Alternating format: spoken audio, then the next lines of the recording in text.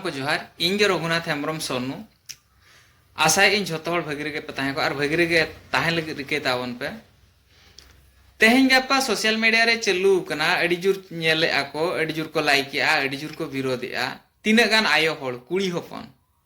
बाहरे कमी दुख दुख में चलाव काते को आर्जा अगुएते मित चुपुत को पांते अगुएते ओड़ा को चोड़ाया तो पुइलु नवा कथा इन कुकली लगी इन खोजो गाना जे उनको आयो होड़ रिन कोड़ा होड़ को माने बाबा होड़ को तेहें उनको चेदा ओड़ा खन जांगा बाको उडुकेते मित चुपुत बाको पांते अगुइया अच्छा जहां आकान के चेदा से उनको मा फुर्सत बनु आंता को से हंडी परो रे को जबे कना तापर हुयु कना रस्कर मज रे मेना कोआ ओना खातिर ते हुयु कना ओड़ा रना घारंज रना दायित्व जते बेले हुयु कना आयो होड़ते को इदी का ओना खातिर ते उनको गिद्रा पिद्रा हन हफन झतो हड़ जम होचो को लगित ते मित चुपुत उनको जहां खन के दुख दुख में अगु काते पांते नाम अगु काते हुयु कना जम लगित को चेष्टा का आर को जम होचोएत कोआ तो ओना खातिर ते इन झतो हड़ आयो हड़ कुछ मेता कोआ यो आपे पे रिकेया मेन खान दो आबो नोआ रेंगे समाज पे परिवर्तन दाड़ेया मित चुपुत कम जम पे परम यो गिद्रा पिद्रा हन हफन को बेस शिक्षा मिटी एमा को पे सेचेत को पे ओल पढ़ाओ होचो को पे तेहें आपे ओका दिन पे नेलेआ गापा मिटी कुड़ी हपन आपे ओड़ाते हन किमिन किंबा बहु कुड़ी हेजलेन परे कि आपे कुड़ी गिद्रे के जहां ओड़ा ए चलाते हारके तो आई किंबा जहां ओड़ा खन के आपे ओड़ाते मिटी हन किमिने हजुआ कुड़ी गिद्रे हजुते हारके तो ओना जिनिसते प्रतिबाद लगिते आपे मित चुपुत बरम कम जम पे कोड़ा गिद्रे रेहो कुड़ी गिद्रे रेहो झतो हड़ ओल पढ़ाओ होचो को पे आर उनको बेस शिक्षा एमा को पे ओका कि हुयु कना को बुझाव दाड़ेया जे प्रकृत जीवन रना माने चेत कना आर चेत चिके दरकार चेत दो बांग चिके दरकार आर झतो वीडियो रेगे इन मई लई का जे गिद्रा पिद्रा ओल पढ़ाओ होचो को दो निहति के लगती कना आर आबो आबो दिसोम रे आबो होड़ जस्ती कोई कफोय काते चोड़ाव काते मेना कोआ कोई कफोय काते चोड़ाव काते मेना कोआ नोआ रना अर्थ हुयु कना जे बाबन कुड़े कना ओना खातिर तो कोई कफोय काते बन चोड़ाव कना तेणु ओकोय को मित चुपुत को एमो कना जहां धरो जहां कोकोय कना मित चुपुत जहां ठेन खन गे न्यामे ऐसे ओकोय एमोगी उनको को लगी ते नोआ मित कथाñ मेना दादा बाबा यो दई जहां गे ना कुयन काका बाबा काका आयो तो मित चुपुत जहां गे पे एमा को माणा रे ओका उयहर काते पे एमा को कना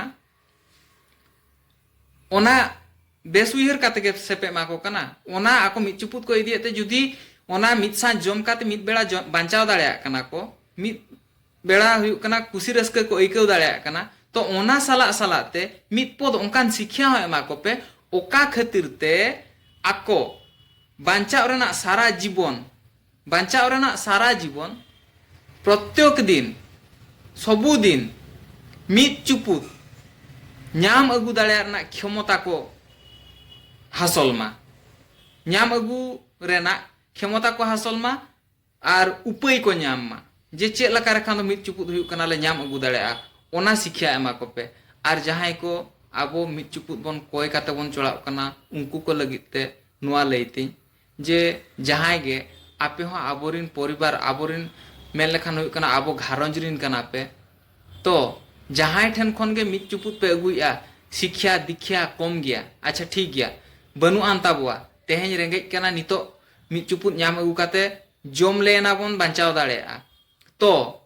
शिक्षा कम गे तापिया ओना कथा दो आलोपे मनेया माने शिक्षा दो हुयु कना खाली ओलो पढ़ाव सुमुंग तो बांग ᱧᱟᱢᱚᱜᱼᱟ शिक्षा ओंडे खन हो ᱧᱟᱢᱚᱜᱼᱟ नोआ दुनिया धरती ओकाय चेत आमा ओनागे मारांग शिक्षा दो आर ओनागे ओड़ा चोड़ाव रना मारांग शिक्षा दो आर नोआ दुनिया ओका शिक्षा चेत आमा से ओका बुही रहो बांग ओल को ओना शिक्षा दो तेणु मुरुख होड़ हो आपे शिक्षित लगी माने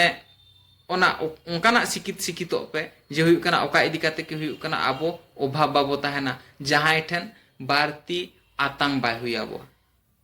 तो ताहे नहीं सानाम को जोहार आशाय इन इन्या वीडियो पे कुसिया कान गया पाले ओना खातिर तेगे प्रत्येक दिन लाइक लगी चेष्टा पे चेदा से एंडे नहीं बड़ा दाड़ा जे हुयु कना बांगा सरी गे पाचे बेस गिन मेना का आर जुदी बड़ी इन मेनेआ ताहले खान कमेंट कर बाबू कि दादा कि जहां गे XYZ नोआ दो बाम ठीक लिया नोआ दो नोका लई दो बाय ठीका लई काते रहो हुयु कना सारहाइኝ पे कि भूल बाछाव तीन पे एंडे खानिኝ भाबिया बांगे मारांग हड़ को मेना को इन सुमुंग जहाना गिñ लई गद का जे इन आकोटिंग लगी तो को बनु को इन खन हो मारांग मारांग हड़ मेना को मारांग मारांग बुझाव हड़ मेना को उनको ठन खन इन नोआ गिñ आसवा जे इन जुदी बड़ी हर तीन चला कना हरिñ आदोग कना हर देखाई रना दायित्व दो आपेया।